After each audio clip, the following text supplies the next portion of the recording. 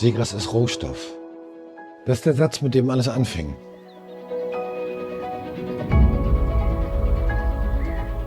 Dass ich über das Seegras und die Kissen aus ganz vielem raus bin, was in der Gesellschaft heiß diskutiert wird. Burnout, Work-Life-Balance. Es gibt so viele Probleme, die wir damit haben, unser Geld für unser Leben zu verdienen. Und da ist das einfach ein so krasser Kontrapunkt.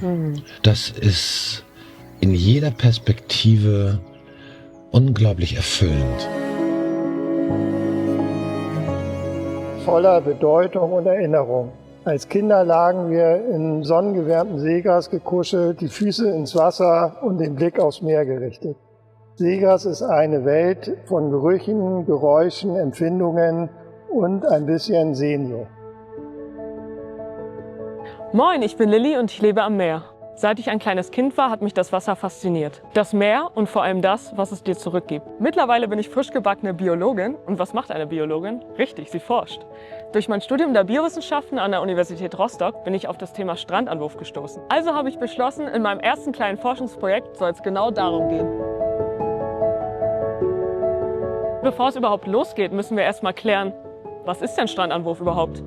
Als Strandanwurf oder auch Treibsel bezeichnet man jenes organische oder auch anorganische Material, was das Meer an den Strand anspült. Das können Muscheln, Steine oder Holz und leider auch Plastik oder anderer Müll sein. Aber der Hauptbestandteil sind die Algen und das Seegras. Erster Halt meiner allerersten kleinen Forschungsreise wird Eckernförde sein. In welche Richtung liegt das nochmal? Ich glaube da lang.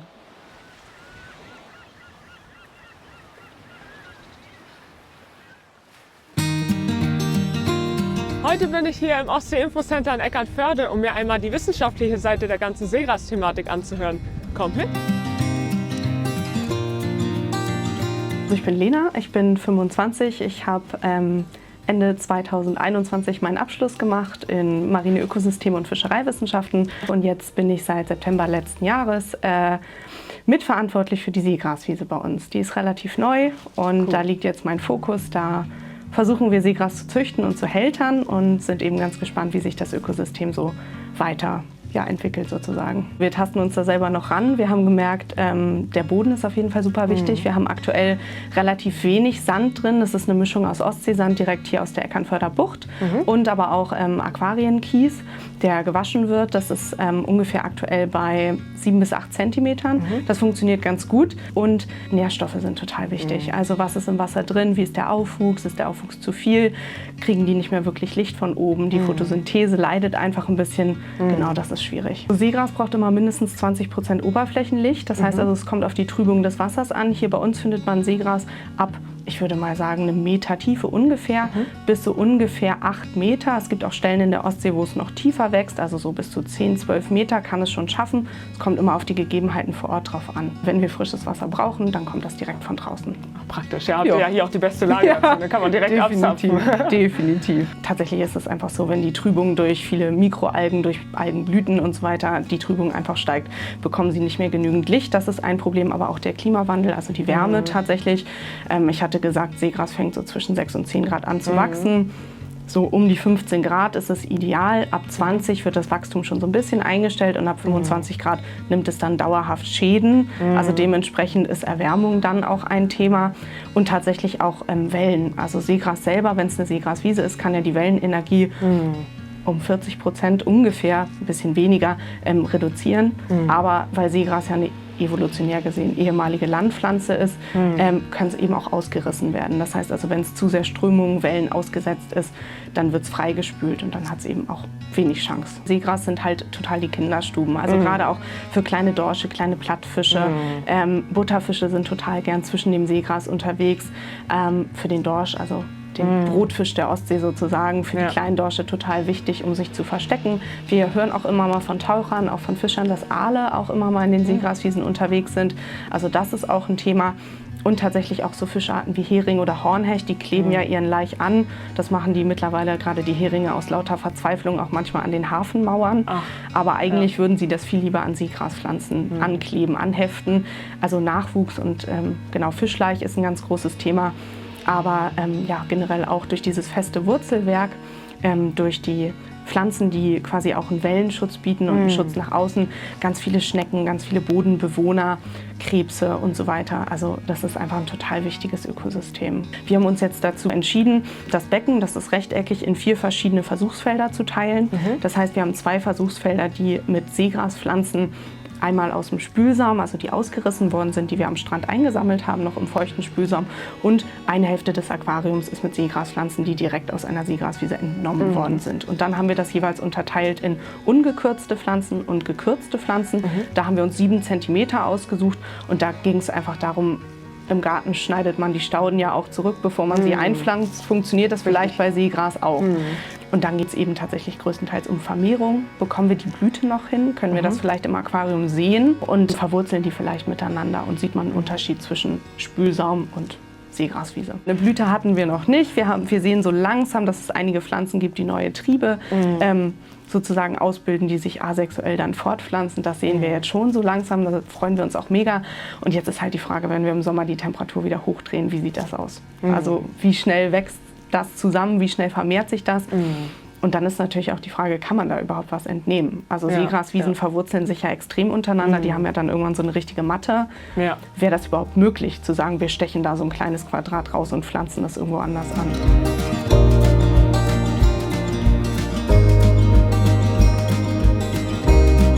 Bei uns geht viel über Kommunikation. Das heißt also, die Angebote sind immer so ein bisschen als Kern zu verstehen. Es wird sowieso immer geguckt, was ist das Interesse der Gruppe und worüber stolpern die Kinder. Und klar, wenn jetzt ein großer Sturm war, die ganze Bucht hier vorne ist voll mit Treibsel und die Kinder watscheln da durch und das fühlt sich komisch an. Klar geht man darauf ein, was ist denn das? Warum fühlt sich das komisch an? Dann riecht das manchmal komisch. Riecht das Seegras eigentlich so komisch? Nein, das vergammelt ja überhaupt nicht. Das, was merkwürdig riecht, sind die Algen. Und ich weiß nicht, ob ihr vorhin darauf geachtet habt, wir haben tatsächlich auch eine Zosterra-Dämmung hier bei uns im UIC. Das heißt, hier vorne ist auch so ein Guckfenster. Das heißt also, das fließt schon immer mit ein. So als expliziten Kurs haben wir es noch nicht. Wenn ich mich so zurückerinnere, hatte ich tatsächlich auch schon ein paar Gespräche, wo Leute dann einfach irgendwann zu mir kamen und gesagt haben, nach einer kleinen Unterhaltung, krass, ich habe mir nie darüber Gedanken gemacht, dass sowas ja gar nicht am Strand liegt, sondern dass das weggeräumt wird. Und dass das, was man hier vor der Tür teilweise, besonders im Sommer sieht, gar nicht natürlich ist. Und das finde ich dann wirklich krass, wenn das so Ostseeurlauber sind, die wirklich oft schon hier waren mit ihren Kindern und das von damals noch kennen und die dann wirklich nach so einem Gespräch sagen, ist mir noch nie aufgefallen, dass es eigentlich völlig unnatürlich ist, dass hier nichts rumliegt. So. Und da gibt es, glaube ich, viel zu lernen und viel auch rüberzugeben. Und ich glaube, die Leute haben da total Lust drauf. Und da ist das Interesse wirklich dann auch groß.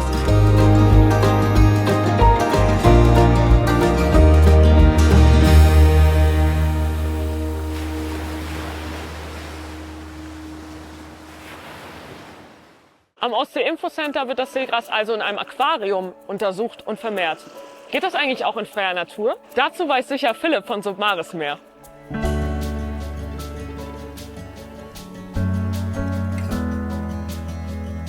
Ich bin Meeresbiologe am GEOMAR, Helmholtz-Zentrum für Ozeanforschung hier in Kiel. Gleichzeitig habe ich auch noch eine Forschungstauchfirma mit aufgebaut, Submaris. Im Unterauftrag vom GEOMAR haben wir hier die Anpflanzung vorgenommen. Ich arbeite jetzt seit 14 Jahren an Seegras, hier in der Ostsee vor allen Dingen. Und habe eben die ganzen Seegraswiesen hier von Flensburg bis Travemünde, also in Schleswig-Holstein an der Ostseeküste, komplett kartiert. Eine der Forschungsfragen war eben auch, was ist denn eigentlich eine Best Practice für eine Anpflanzung? Also wie viele Sprosse soll ich pro Quadratmeter anpflanzen, dass die sich gut etablieren? Welche Jahreszeit?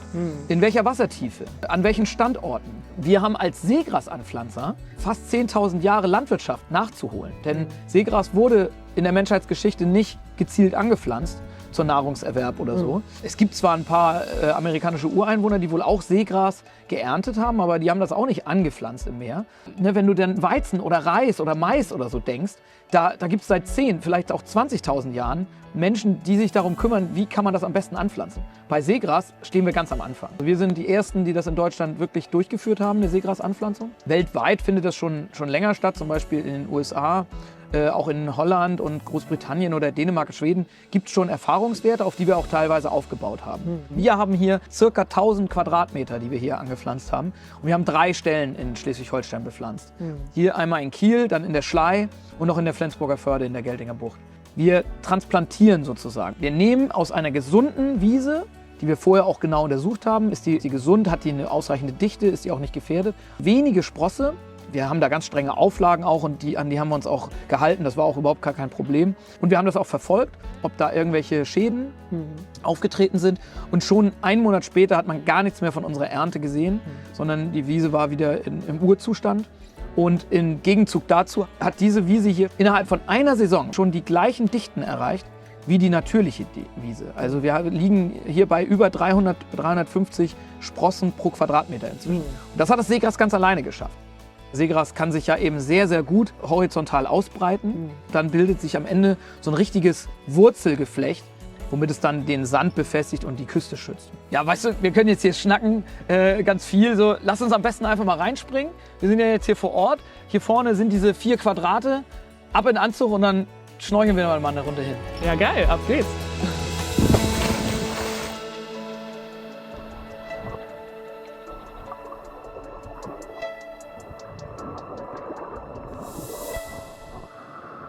Ja, ey, cool. Jetzt habe ich mir das Ganze mal unter Wasser angeguckt und mir ist direkt aufgefallen, was für eine hohe Biodiversität hier irgendwie schon wieder ist. Also gerade nach der Anpflanzung und so, wie schnell das auch gehen muss, dass hier schon wieder Seesterne, Seenadeln und so weiter. Ich habe ja alles jetzt eben gerade gesehen. Was haben Seegraswiesen so für eine Funktion als Ökosystem? Die haben vielfältige Funktionen. Man spricht von Ökosystemdienstleistungen. Also eine Dienstleistung für den Menschen, die von einem Ökosystem bereitgestellt wird, eben sozusagen umsonst. Ne? Die beiden Arten haben wir in Deutschland, Zwergseegras und großes Seegras. Woanders nennt man diese Art Eelgras, das Aalgras. Auch auf Dänisch und Schwedisch heißt es sowas wie Ålegras. Das Gras, in dem Aale vorkommen. Der Sandtransport wird verhindert, das Wurzelwerk hält den Sand zusammen, die Blätter in der Wassersäule verringern die Wellenkraft und beides sorgt dafür, dass die Küste effektiv geschützt wird. Also hinter einer dichten Seegraswiese haben wir so ungefähr 40% geringeren Wellenanlauf. Orte mit Seegraswiesen, die haben mehr Sand. Die Tourismusgemeinden hier an der Ostsee, die sind immer ganz scharf auf Sand, weil nach einer großen Sturmflut oder bei einer bestimmten Windrichtung wird denen oft Sand weggespült. Und Sand ist teuer. Sand müssen sie dann bezahlen. Die müssen das ausbaggern, bezahlen, das ankarren und dann wieder hervorspülen und so. Siehe Sylt zum Beispiel. Sylt gibt jedes Jahr über 20 Millionen Euro aus, um Sand aufzuspülen. Ne? Seegraswiesen machen das völlig umsonst. Ne? Die verringern durch die verringerte Wellenbewegung, aber auch durch ihr Wurzelgeflecht verhindern die den Sandtransport. Und eben Gemeinden mit einer effektiven und funktionierenden, intakten Seegraswiese vor ihrer Küste haben weniger mit Sandverlusten zu kämpfen.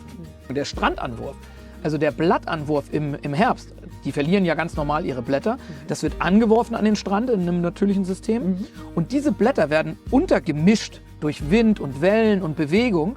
Und das befestigt den Strand zusätzlich. Also reinigen vom Strand, ganz schlecht, das machen die ganzen Kurgemeinden und die haben auch den höchsten Sandverlust, weil ich einfach sehe, das ist ein Ökosystem, also auch wenn das an Land geworfen wird und das hilft uns eben zum Beispiel den Strand überhaupt aufzubauen, auch Dünen aufzubauen. Zusätzlich erhöht Seegras ganz einfach auch mal die Biodiversität. Du hast eine Sandfläche, da findest du vielleicht so als Taucher, sag mal 10, 20 Arten, wenn du dich richtig gut auskennst, die da leben. Wenn du da eine Seegraswiese hast, hast du plötzlich 60, 70, 80 Arten. Seenadeln, du hast Stichlinge, du hast junge Dorsche, du hast Heringe, die da hinkommen, Aale. Das sind mehrere Millionen Euro pro Hektar pro Jahr, was eine Seegraswiese an Ökosystemdienstleistungen zur Verfügung stellt. Seegraswiesen sind ein super Speicher für Nährstoffe. Also die verwerten die Nährstoffe, die von Land kommen. Seegraswiesen ziehen sich wie ein grünes Band um die Küste. Und dieses grüne Band, das ist wie die erste Filterstufe auch für Sachen, die von Land kommen. Im Vergleich zum tropischen Regenwald sind Seegraswiesen etwa 30 bis 35 Mal effektiver. Im Vergleich mit unserem deutschen oder mitteleuropäischen Wald sind sie immer noch 10 bis 15 Mal so effektiv. Ein Hektar von Seegras kann so effektiv CO2 speichern wie sonst kein anderes Habitat in Deutschland außer Moore.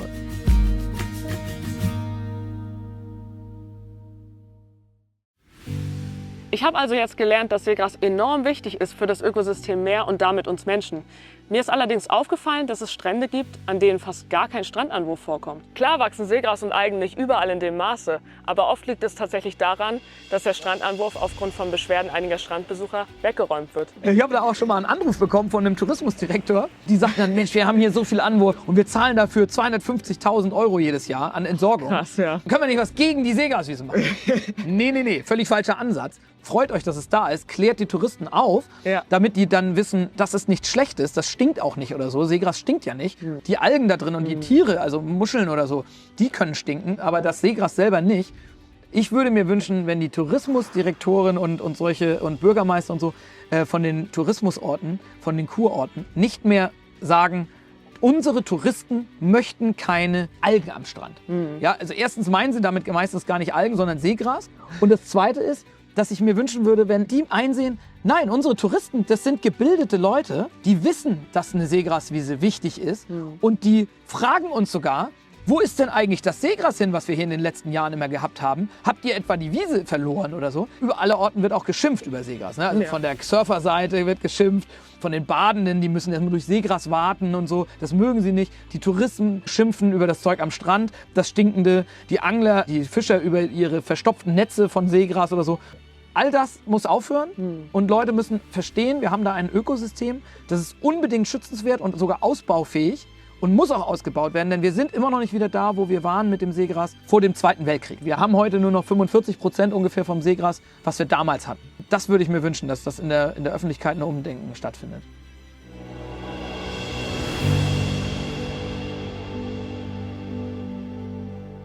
Wenn er denn schon weggeräumt wird, ist er dann Müll oder kann er noch verwendet werden? Zum Beispiel für den Küstenschutz?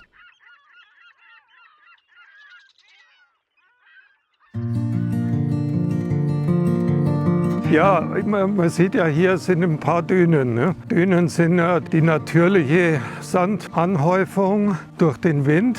Gleichzeitig bilden die Dünen Hügel, dann wächst da Gras und Dünenvegetation drauf und das befestigt den Sand.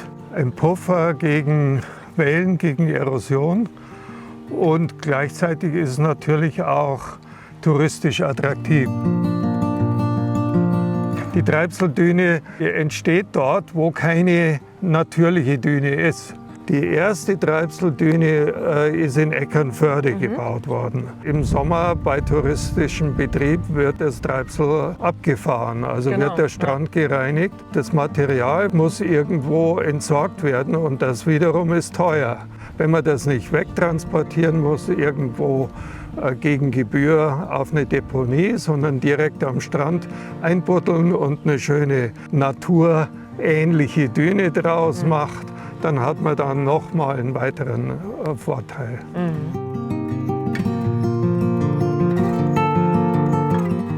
In der Vergangenheit die Landwirte oft Treibsel auf die Felder gebracht.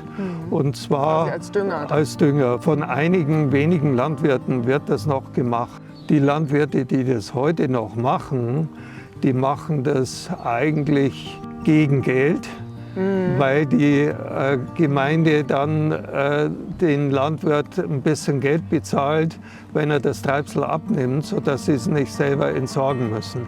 Wir haben dann 2 Exkursionen gemacht nach Dänemark und Schweden. Wir haben insgesamt, glaube ich, 8 oder 9 Standorte gesehen, wo früher das Treibsel verwendet worden ist, um zum Beispiel Wälle oder Dämme zu bauen. Also ein Hochwasserdamm aus Treibsel, die stehen zum Teil schon ein paar hundert Jahre dort. Auf der dänischen Insel Läsö, da gibt es diese berühmten Häuser mit den Seegrasdächer. Die Dächer sind 300, 400 Jahre alt. Das sieht aus wie so große Perücken auf den Häusern. Das hängt dann so an den Seiten so runter. Ja, und dann gab es noch einen Kollegen, der ist tatsächlich auch aus Rostock. Der hat untersucht, wie das Seegras als Stopfmaterial, zum Beispiel für Flugzeugsessel, wie sich das eignet und in welcher Art und Weise das verarbeitet werden müsste und was da die Kosten-Nutzen-Aspekte davon sind. Wir wollten eigentlich versuchen, die gesamte Bandbreite der Treibselnutzung und der Treibselverwertbarkeit auszuloten. Früher haben die Leute das gesehen und haben es genutzt, weil sie nichts anderes hatten. Und jetzt ist es so, dass man das überlegt, das zu nutzen, weil es praktisch ist, weil es sinnvoll ist, weil es finanziell lukrativ ist. Wir wollten das dokumentieren. Dann haben wir überlegt, naja, dann versuchen wir eben die Vorteile, die Treibsel bietet, herauszuarbeiten und das auf solchen Tafeln wieder vorne das darzustellen. Grundsätzlich kann man aber schon sagen, wenn es möglich ist, irgendwo eine Treibseldüne zu bauen, dann ist es mit die günstigste Art der Verwendung für die Gemeinden, wenn die Strandverlust, Sandverlust haben und den Sand wieder anderweitig dahin bringen müssen, dann ist es eine sehr teure Geschichte. Und wenn die das reduzieren können mit Hilfe von Treibseldünen, dann haben sie da auf jeden Fall einen großen finanziellen Gewinn.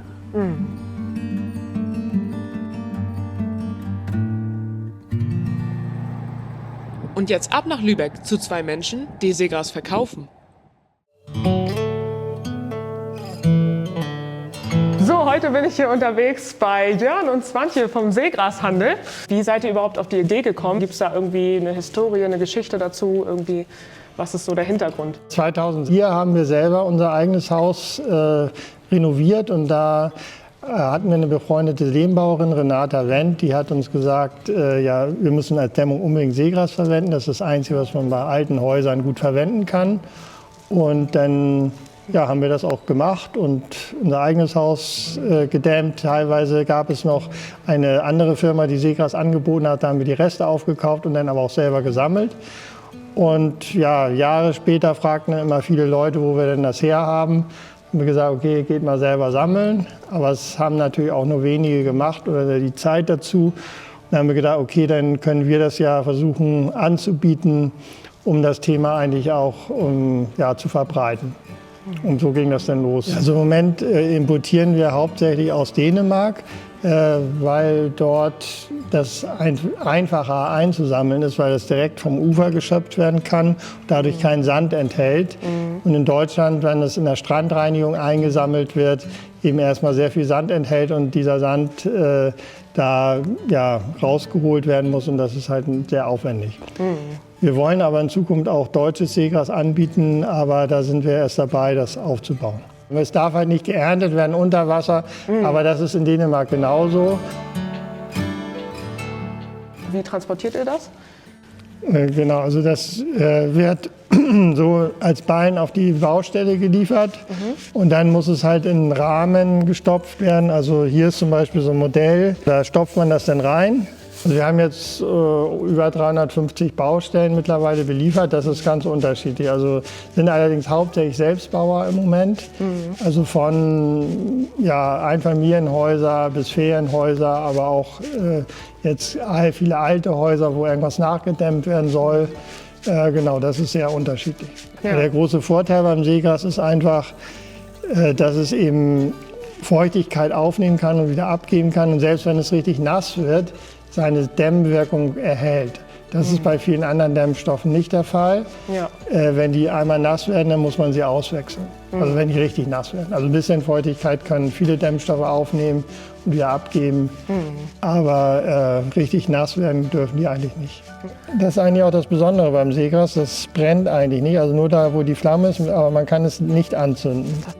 Ja, bei Flensburg haben wir ein sehr schönes Beispiel mit einem alten Haus, wo ganz viele verschiedene Verwendungsmöglichkeiten von Seegras eigentlich gezeigt werden und der ist gerade im Bau.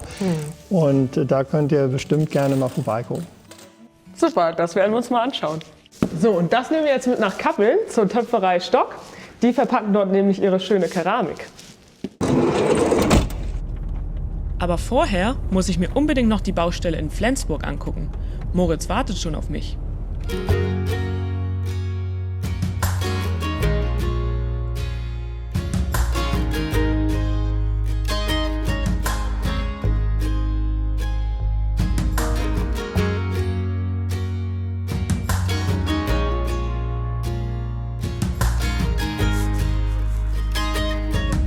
Ah, ich glaube, hier sind wir richtig. Ich bin Moritz, 25 Jahre alt, bin gelernter Tischler und Großhandelskaufmann, angehender Tischlermeister und hatte mir jetzt überlegt, ich baue jetzt mal ein Haus. Und als es dann Richtung Dämmung ging, hatte ich natürlich auch aus beruflicher Erfahrung schon so mit Rockwolle und so zu tun. Dachte so, das will ich eigentlich nicht. Es wird ein Holzhaus, also Holzfaser-Dämmmaterialien zum Beispiel. Dann hatte ich mich aber noch ein bisschen weiter informiert. Dann gab es ja auch noch zum Beispiel Schafswolle und dann gab es halt Seegras. Und das hatte ich schon vor ein paar Jahren mal in einer Doku gesehen mit Jörn Hart jetzt dann in der Hauptrolle quasi. Und dann dachte ich, Mensch, das ist doch eigentlich ideal. Ne? Du wohnst an der Küste, an der dänischen Grenze dann auch noch direkt. Und dann war es ja eigentlich besser, als dann Seegras dann zu holen. Hatte ich bei ihm angefragt. Dann ist halt ein ganzer LKW, so ein Sattelschlepper aus Dänemark gekommen mit knapp 10 Tonnen Seegrasballen. Wenn man jetzt Rockwolle nimmt, dann ist man meistens so zwischen 18 und 20 cm Dämmmaterial, je nachdem, was man halt nimmt. Und bei Seegras sind wir jetzt bei gut 24 cm plus 3 cm Holzfaserdämmplatte außen drauf. Die Vorteile sind natürlich im Sommer bei Naturdämmstoffen. Draußen warm, drin kühl. Das Seegras speichert die Wärme von draußen. Bei Rockwolle ist das so, wenn es draußen heiß ist, ist es drinnen heiß. Schafswolle zum Beispiel muss erst noch ionisiert werden, also sie muss noch behandelt werden, dass halt keine Viecher reingehen, die dann da irgendwie sich einnisten wollen. Ja. Oder dass es halt nicht schimmelt oder so. Bei Seegras alles nicht, ne? Das ist so entspannt. Das wird aus dem Meer gefischt, auf einem Feld oder einer Halle verteilt, getrocknet und dann, ja, das einzige Verpackungsmaterial ist das Netz. Die Ballen, die sind ja so stark komprimiert, da muss erstmal das Netz aufgeschnitten werden, da muss das alles auseinander gepoolt werden. Mit Maurerkübeln die Leiter hochgehen und das dann alles mitnehmen. Und dann wirklich von Hand aus der Bütt rausnehmen, dann ein bisschen komprimieren und dann in die Wand reinstopfen und dann dafür sorgen, dass es hält. Und das ist halt ein bisschen aufwendiger. Aber das ist tatsächlich so der Aufwand, der es mir eigentlich wert ist. Und du hast jetzt schon ein paar so Vorteile angesprochen. Was sind so die ganzen Gründe, weshalb du dich jetzt für Seegras entschieden hast als Rohstoff? Also natürlich, die Dämmeigenschaften sind ja auch belegt. Also das ist ja als Baustoff quasi auch zugelassen oder als Dämmstoff zugelassen. Der größte Vorteil ist, es juckt nicht. Man kann beim Rockwolle verarbeiten ja eigentlich alles machen, man darf halt nur nicht schwitzen. Ja. Weil man schwitzt, kommen die ganzen Fasern an der Haut und es bleibt dann alles kleben. Dann fängt es halt wirklich an zu jucken und Seegras, das juckt nicht. Das stinkt nicht. Da gehen die Tiere nicht rein, das schimmelt nicht, es brennt nicht, weil das besteht hauptsächlich aus Silikat. Das ist ideal als Brandschutzmaterial. Das beste Material, was man eigentlich nur verbauen kann. Ja. Und wenn man jetzt so Richtung ökologischer Gedanke geht, ich glaube, das ist jetzt keine 200 Kilometer gefahren. Und man muss das nicht extra anpflanzen. Das ist ja das Laub von den Pflanzen, was da am Strand ankommt. Das heißt, man bringt die Pflanzen nicht um. Wie wenn man jetzt zum Beispiel Holzwolle nimmt, den Baum, der jetzt das CO2 gebunden hat, der wird gefällt und dann ist er weg. Aber diese Pflanzen, die bleiben ja da, die leben ja weiter und produzieren halt immer mehr Blätter und speichern immer mehr CO2 ein. Tolles Ding. Zeug. Ja. Ach, schön.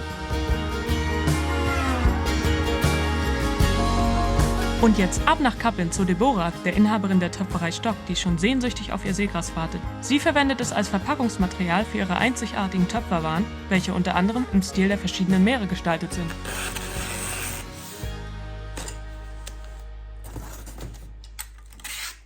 In Kappeln befindet sich noch ein weiterer Anhaltspunkt auf meiner Reise. Heute bin ich hier bei einem ganz besonderen Menschen, Christian. Für den bedeutet Seegras alles. Und was das genau ist, das will ich heute herausfinden. Wir sind hier in Kappeln, an der Schlei, Ostsee, auf einem ungefähr 1 Hektar großen Grundstück mit einer 1000 Quadratmeter großen Scheune. Und diese Scheune ist die Produktionsstätte für meine Seegraskissen. Ich mache die Strandmanufaktur seit 10 Jahren. Ein Betrieb zur Aufarbeitung von Treibsel offiziell. Seit 5 Jahren bin ich in der Scheune und seit 5 Jahren kann ich auch davon leben. Das heißt, mittlerweile ist es ein rundlaufendes Ein-Mann-Unternehmen, das mich versorgt und darüber hinaus auch sogar gesund macht. Zum einen, weil es so natürlich ist. Du kannst Seegras nicht schnell waschen. Du wäschst Seegras. Man kommt also ein bisschen aus diesem Gerenne raus, durch eine sehr ursprüngliche Arbeit. Die Arbeit ist halt sehr sinnvoll. Du kannst es in einem ruhigen, ursprünglichen Tempo machen, bis hin zu, in dem Waschwasser sind dann so gute Heilstoffe, weil ich ja die Algen abwasche und so weiter, dass meine Haut gesund wird. Immer wenn ich Seegras wasche, sehen meine Hände aus, als würde ich da enorm viel Pflege reinstecken. Soweit ist die Spannbreite. Und was sind so die Vorteile von deinen Seegraskissen? Also, oder was sagen so die Kunden? Was ist so das Feedback? Wenn ich das alles zusammenfasse, habe ich da so einen Singsang draus gemacht. Weniger Schwitzen, weniger Schnarchen, weniger Nackenschmerzen. Für Allergiker das Beste. Und das gute Gefühl, auf Natur pur zu liegen. Und damit hast du eine Klammer gemacht, die so weit geht, dass Menschen, die schlecht schlafen, zutiefst dankbar sind, und mir das sagen, weil sie plötzlich allein durch ein Seegraskissen die Physiotherapie sparen können, Nackenschmerzen. Ja. Oder wesentlich angenehmer schlafen, durchschlafen. Allergiker, die nachts nicht mehr niesen müssen. Bei Seegraskissen ist das so in der Sprache vom Skat, ich spiele einen Grang mit Vieren. Mit 4 Bauern, mit 4 Trümmern. Ich habe alle, also es ist alles, Seegras ist nur positiv. Eine Schwäche ist, dass Seegras raschelt. Das finden Also- 10% der Leute doof. Ich wollte gerade sagen, ich finde es eigentlich eher gut. Ganz viele sagen so, oh, wie cool. Aber eben 10% der Leute können mit Seegras als Kopfkissen nichts anfangen. Ja. Und dann hat es den Nachteil, wie alle natürlichen Stoffe auch, dass es mit der Zeit vergeht. Weil wir es im Schlaf verreiben, zerreiben, sodass man immer nachstopfen muss. Und so ein Seegraskissen hält, wenn du morgens so aufwachst, wie du dich nachts ins Bett gelegt hast, 10 Jahre. Wenn du wie ein Freund von mir nachts den Stress vom Tag klar machst und dafür dein Seegraskissen in die Mangel nimmst, der kommt einmal im Jahr. Und Krischer, ich brauche eine neue Füllung, ja, alles klar. Alles klar, komm vorbei.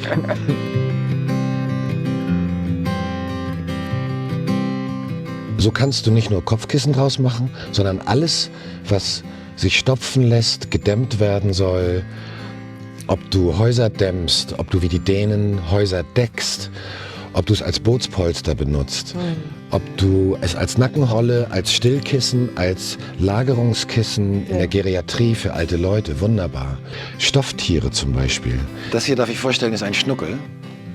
Schnuckel sind verspielt, albern, haben nur Scheiß im Kopf.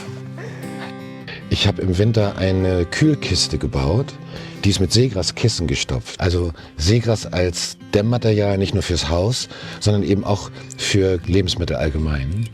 Dann kannst du auch sagen, Dämmmatten, Pferdedecken, Hundekörbchen auflagen. Ja, nasser Hund, es hat ja einen durchaus Geruch. Ja, durchaus. Und auf dem Seegraskissen geht das halt, die Feuchtigkeit wird weggenommen und so weiter. Und die Scheune jetzt direkt hier an der Schlei macht alles möglich. Meine Freundin hat ihr Atelier, sie ist Schneiderin und Textilkünstlerin, hat ihr Atelier oben eingerichtet. Also die Scheune beherbergt mittlerweile 2 Arbeitsplätze. Und arbeitet ihr dann auch zusammen? Also weil Textilkünstlerin, da könnte man ja denken, oh, das passt ja gut mit Kissen. Ja, erstaunlicherweise ja, weil sie als Textilkünstlerin das Seegras als Wolle und als Textur hochinteressant findet und auch zum Färben. Und so hat sie große Seidengeschichten mit Seegras gefärbt, was erstaunlicherweise dann einen Champagnerton macht. Sieht total edel aus. Wenn du von alledem gehst in den Gesundheitsbereich, alle Formen von Nackenschmerzen, Bauchschmerzen, immer wenn man Seegras erhitzt und sich auf den Bauch legt, hat das eine heilende Wirkung. Susi, ich bin dran. Schnauze, das Fernsehen ist da. Zu erkennen, dass das Seegras ein Urstoff ist, eine Urquelle, die sich jeder holen kann, gibt dem Ganzen eine unglaubliche Lässigkeit. Kannst du mir das einmal zeigen, wie du so ein Seegraskissen stopfst? Das würde ich mir gerne mal angucken. Oder wie so generell dein Lager so aussieht. Dann gehen wir rein, ich zeige dir die Produktion und dann stopfen wir ein Kissen. Geil. Möchtest Kann du- ich vielleicht gleich eins mitnehmen, ne? Ja, Ah, ja. Cool. Ich folge dir. mach mal. Der Anleger. Ich hatte mal das Floß verankert für Kanuten und so. Und dann war das ein Schild, Anleger, damit die wussten, dass sie da festmachen konnten. In der 2. Jahreshälfte habe ich die Augen auf den Wind. Ostwind ist der auflandige Wind, der Bringewind. Fahre ich morgens früh los, vor Sonnenaufgang, nach Eckernförde. Habe meine Schubkarre dabei, meine Forke und gehe am Strand längs und sammle das Seegras mit der Forke ganz leicht ein. Dann tue ich das auf den Laster, fahre nach Hause und dann komme ich hier an mit einer Schubkarre voll mit Seegras. Und dann stehe ich hier wie ich muss immer an meine Großmutter denken und die waren ja immer so dabei, wie Handwäsche. Dann ist die Hauptarbeit, alles rauszufummeln, was piekt. Und da ist nichts Schlechtes dran. Eine Vogelfeder, Blasentank, Blätter, das kommt dann in die Hochbeete. Ja, ist allerbester Dünger. Ja, geil. Also Müll gibt's Gleich nicht. wiederverwendet. Gleich wiederverwendet. Und dann lasse ich das Seegras hier abtropfen. Das ist nicht KI, das ist NI, natürliche Intelligenz. Geil. Und wenn das Seegras über Nacht abgetropft ist, arbeite ich es Stück für Stück nach außen. Und dann ist es wie beim Heumachen. Oben ist immer ganz schnell trocken, aber unten ist die Feuchtigkeit, also musst du wenden. Und so schmeiße ich es dann vom einen zum nächsten, bis es dann da hinten zu liegen kommt. Und das ist dann auch gleichzeitig das Lager. Und da zeigt sich dann wieder, was kann das Seegras. Es wird halt nicht stockig oder stinkig. Meine Wäsche nach 3 Tagen, wenn sie nicht getrocknet ist muffig. Ja. Und das Seegras ist ein Wasserprofi. Ja. Kommt aus dem Wasser, hat kein Ding damit. Und das ist natürlich für mich irre, dass ich nicht aktiv trocknen muss, sondern warten kann, bis es halt trocken ist. Ja. So, jetzt gehen wir mal zum Stofftisch. Ja. Moin. Ah, danke schön. Oh, voll schön. Mein eigenes Kissen.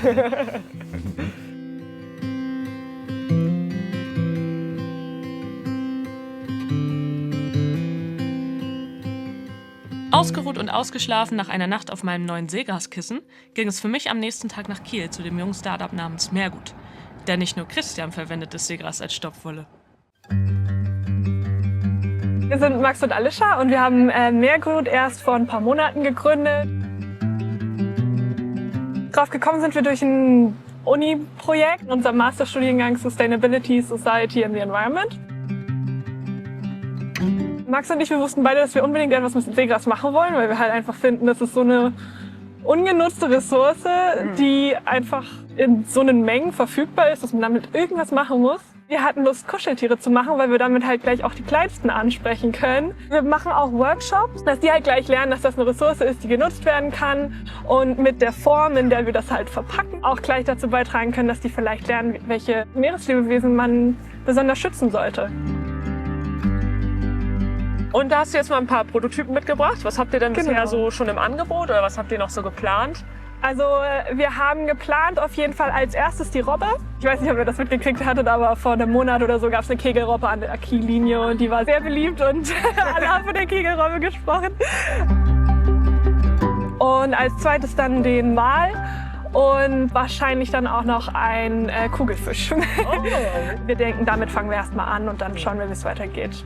Und wie wird das so generell aufgenommen von der Community, von den Kindern? Habt ihr da irgendwie schon mal Erfahrungen gesammelt, irgendwie Feedback bekommen? Also das Feedback finde ich einfach überwältigend. Wahrscheinlich auch dadurch, dass wir halt eine Menge Publicity gekriegt haben, dadurch, dass wir den Ideenwettbewerb gewonnen haben. Der Juvedu Ideenwettbewerb, da bewertet eine Jury die Projektideen und dann gibt es noch einen Publikumspreis, wo halt die Leute im Internet abstimmen können für ein Projekt und deswegen haben wir jetzt 3.000 € als Startgeld zur Verfügung. Oh, das ist doch super. Ja. Das hat sich ja richtig gelohnt. Es gibt so viele Anfragen von Shops in der Nähe, von Unternehmen, von potenziellen Kunden, die alle schon daran interessiert sind. Wir wollen auf jeden Fall auf Etsy verkaufen, aber unser Hauptaugenmerk wird wahrscheinlich auf den lokalen, kleineren Shops sein, wo wir das verkaufen wollen, weil das halt auch gerade die sind, die unsere Zielgruppe besonders nutzt. Wir können uns halt vorstellen, auch mit der Stadt zusammenzuarbeiten. Gerade für die Kieler Woche suchen die immer Ideen. Die haben ja so ein Welcome Center. Vielleicht wollen die das da verkaufen und ansonsten halt eher so kleinere Do-it-yourself-Shops. Krass, krasser Seegras.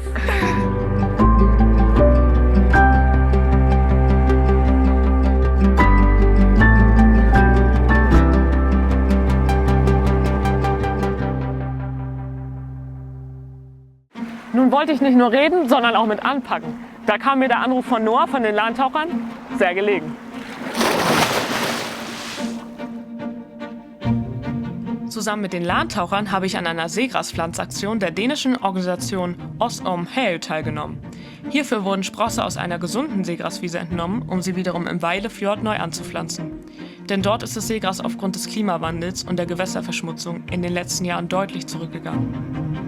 Mithilfe eines für die Umwelt unschädlichen Eisennagels und Drahtes werden die Sprosse vorab beschwert, sodass sie eine bessere Chance haben, sich im Boden zu verankern und nicht von den Wellen rausgerissen werden.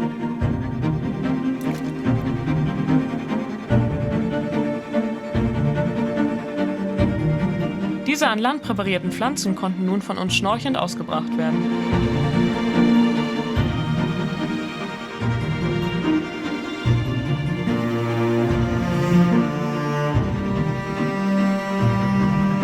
Schlussendlich wurden bei der Aktion an einem Wochenende ganze 10.000 neue Seegrastriebe gepflanzt.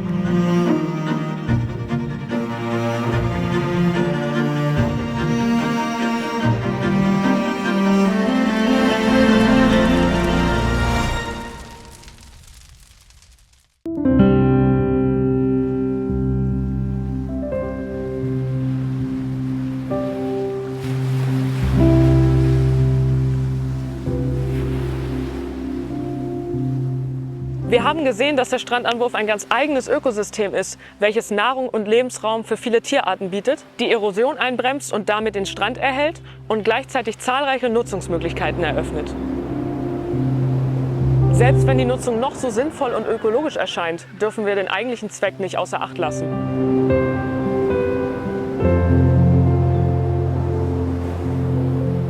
Es ist Teil einer Kette, die die Lebensgrundlage für jeden Einzelnen von uns schafft. Daher sollte vor allem anderen gelten, den Ursprung des Treibsels zu bewahren und das Meer zu schützen, damit auch nachfolgende Generationen von Mensch und Tier diesen magischen Ort Strand und Meer genießen können.